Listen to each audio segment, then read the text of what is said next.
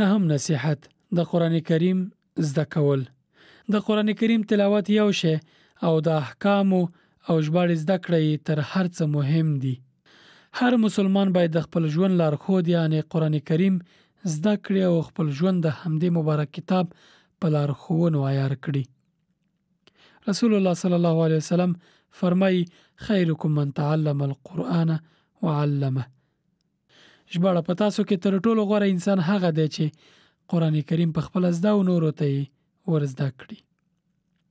د حدیث مبارک ته په کتو تر ټولو غوره او نیکمرغه انسان هغه دی چې قرآن کریم زده کړي او نورو ته وښایي.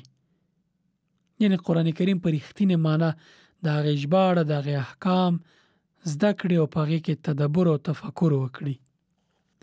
لسم نصیحت د الله تعالی لپاره مینه. د قیامت په ورځ الله تعالی هغه بندگانو ته چې په دنیا کې په خپل منځونو کې د الله تعالی لپاره له یو بل سره مینه کوله د خپل عرش تر سیوري لاندې ځای ورکوي. هغه ورځ چې د الله تعالی د عرش تر سیوري پرته بل هیڅ سیوری نشته. رسول الله صلی الله علیه وسلم فرمایي ان الله یقول یوم القیامه أين المتحابون بجلالي اليوم أظلهم في ظلي يوم لا ظل إلا ظلي.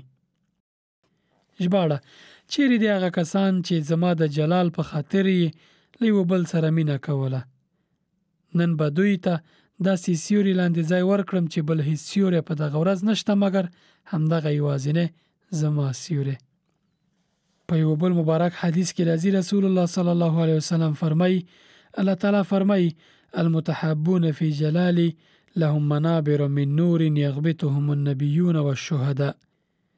ژباړه د قیامت په ورځ به د هغو کسانو ته چې زما لپاره یې له یوه بل سره مینه کوله له نور نه جوړ شوي منبرونه وي چې شهیدان او پیغمبران به ورسره غبطه کوي.